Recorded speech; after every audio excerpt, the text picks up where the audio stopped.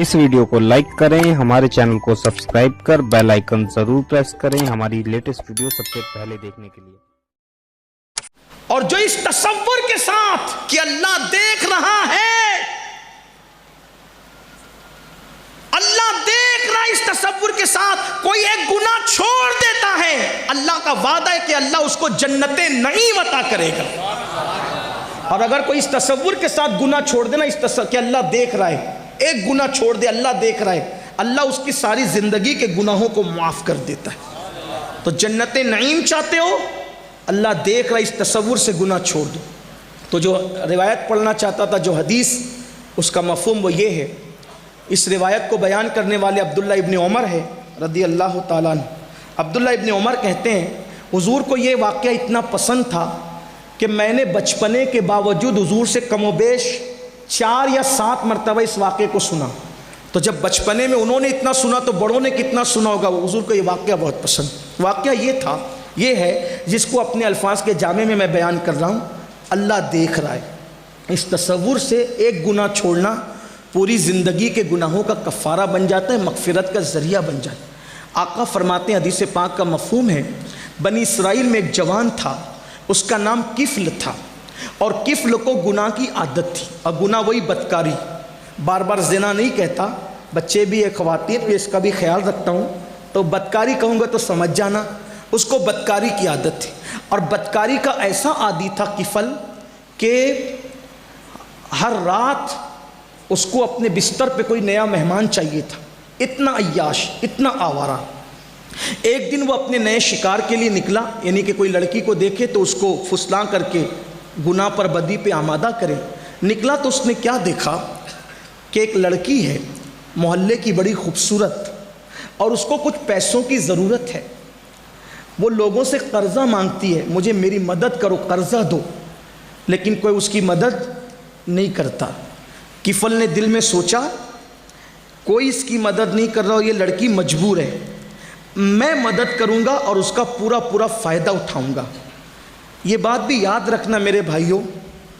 फिर कहता हूँ कि आज जो टीवी पे बैठकर जलसों में हम कहते हैं ना, लड़कियां भाग रही है, लड़कियां भाग रही, इसके साथ भाग रही, उसके साथ भाग रही, मैं कहता हूँ ज़िम्मेदार सिर्फ वो लड़कियां नहीं है, उसके ज़िम्मेदार हम लोग हैं, हम। क्योंकि जब वो मजबूरी में बिस्तरों पे तड़पती है तो हम कभी उनकी खैरियत पूछने नहीं जाते, और जब वो किसी का हाथ पकड़ के भाग जाती है तब हमें कौम का दर्द छूटता है कि वो बेटी भाग गई। उसकी कभी भूख देखने गए थे? अगर वो भाग रही है, मैं उसकी तारीफ नहीं कर रहा हूँ, वो गलत कर रही है, उसको सब्र करना चाहिए, लेकिन बड़ी माजरत के साथ। ईद के मौके पर ईद मुबारक के जितने होल्डिंग्स लगाते हैं ना, अगर उसी का पैसा बचा लिया जाए तो कई गरीबों की ईद खुशियों में तब्दील हो सकती है। लेकिन हमें तो फ़ोटो चाहिए, नाम चाहिए।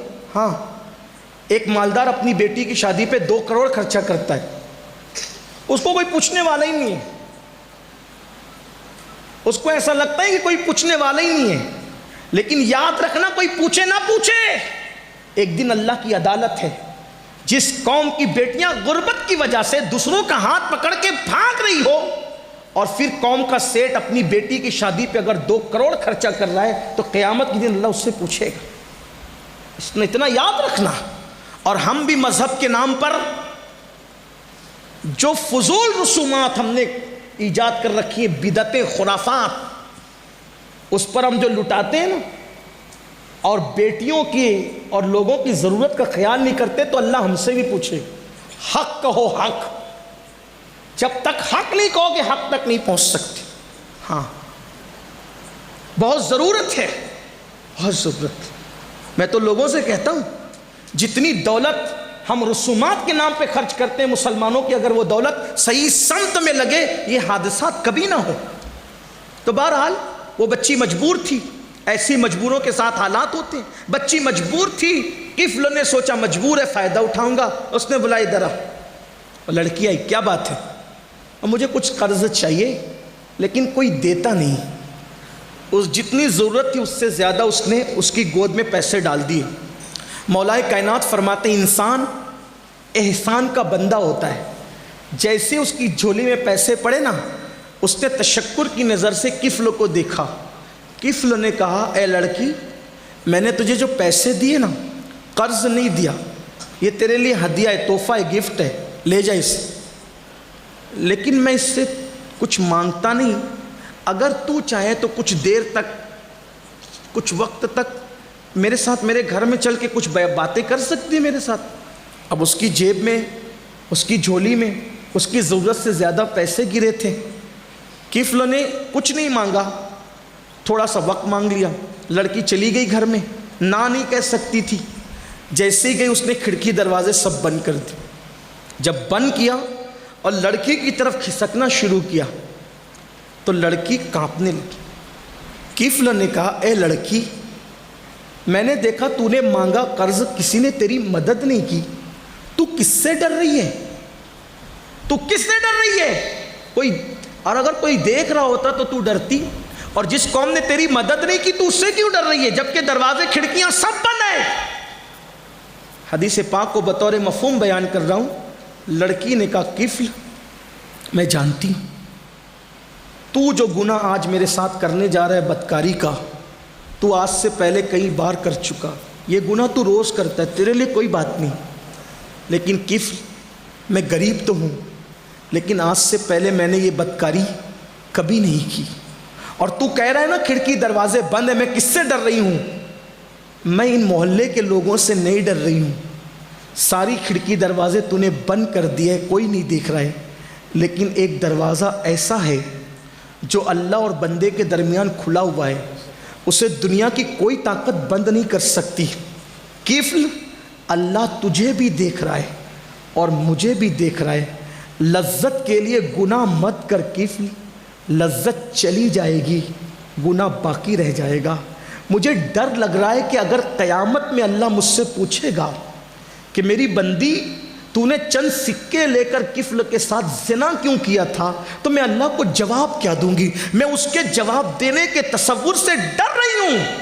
کہتے ہیں کہ دل سے بات نکلتی اور دل میں اتر جاتی ہے، اس کے جملے نکلے اور کفل کے دل میں اتر گئے۔ کفل نے کہا، اے لڑکی، اگر تو غریب ہو کر اللہ سے اتنا ڈرتی ہے، مجھے مالدار ہو کر کتنا ڈرنا چاہیے اللہ سے۔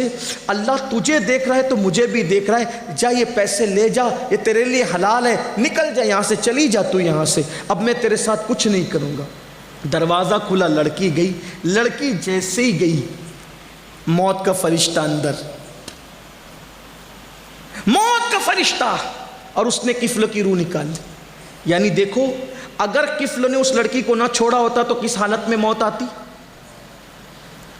کس حالت میں موت آتی، اس کا انجام کیا ہوتا۔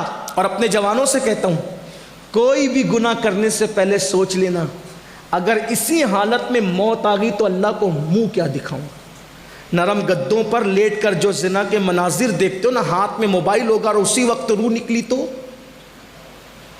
ایئر فون لگا کے گانے سن رہے اسی حالت میں موت آئی تو، حجام کی کرسی پہ بیٹھ کے داڑھی منڈا رہے اسی حالت میں موت آئی تو، پیٹ کے اندر سود کے بیاج کے حرام لقمے ہیں اسی حالت میں موت آئی تو، وہ سود، وہ بیاج جس کے بارے میں آقا فرماتے ہیں کہ جس نے سود کا ایک لقمہ کھایا گویا اس نے اپنی ماں کے ساتھ 36 مرتبہ زنا کیا۔ کسی کا مال ہڑپ کر کے جو کپڑے پہنے تھے، اگر اسی لباس میں موت آئی تو، یہ دنیا سرائے فانی ہے، اس دنیا سے جانا ہے، ایک دنیا سے کوچ کرنا ہے، دنیا سب کچھ نہیں ہے۔ حرام کو چھوڑو، حلال کی طرف آؤ، آوارگی کو چھوڑو، صداقت کی طرف آؤ، اللہ اکبر، اللہ کی نافرمانی کو چھوڑو، فرما برداری کی طرف آؤ۔ کفل نے لڑکی کو کہا جا، اور موت کا فرشتہ آ گیا۔ یعنی اگر وہ نہیں بھیجتا، گناہ پہ اڑا رہتا تو کس حالت میں موت آتی، بس یہی ہوا۔ لڑکی گئی، موت کا فرشتہ یا روح نکلی، پھیل گئی باتیں پورے محلے میں، کفل مر گیا، مر گیا، مر گیا۔ بہت سارے ایسے سو کارڈ نیک لوگ ہوتے ہیں نا، پرہیزگار متقی، وہ اپنے سوا کسی کو نیک سمجھتے بھی نہیں، وہ اپنے سوا کسی کو جنتی سمجھتے بھی نہیں، وہ اپنے سوا کسی کو ایمان والا سمجھتے بھی، کچھ ایسے لوگ ہوتے ہیں۔ تو ایسے ہی وہاں کے لوگ تھے، وہ لوگ جیسے کفل کی موت کا خیال آیا کہ مر گیا، کفل مر گیا، تو وہ 100 کارڈ نیک متقی زاہدان خوش کو باتیں کرنے لگے کہ مر گیا، اتنا پاپی تھا، ایسا تھا، ویسا تھا، ہم جنازے میں نہیں جائیں گے، جنازے کا بائیکاٹ کریں گے۔ یہ جو بھی انہوں نے کہا ہوگا، کسی اللہ والے نے کہا اللہ کے بندو کچھ بھی تھا مسلمان تو تھا نا, چلو نا اس کے جنازے میں شریک ہو جائیں, مسلمان تو تھا, اس کے کیسا بھی تھا مسلمان تھا, چلو.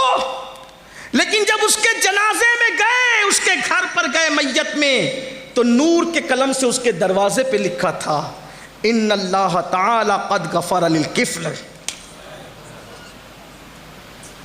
کفل نے اللہ کے خوف سے ایک گناہ چھوڑ دیا تھا, اللہ نے اعلان کیا ہم نے اس کی مغفرت فرما دی. ایک گناہ چھوڑا, ایک گناہ چھوڑا. زاہدان خشک دیکھتے رہ گئے, ایک گناہ چھوڑنے کی برکت سے اتنا بڑا مجرم جنت کی طرف چلا گیا. اس لیے جب کبھی یاد آئے نا میں نے گناہ کرنا, تو سوچنا اللہ دیکھ رہا ہے,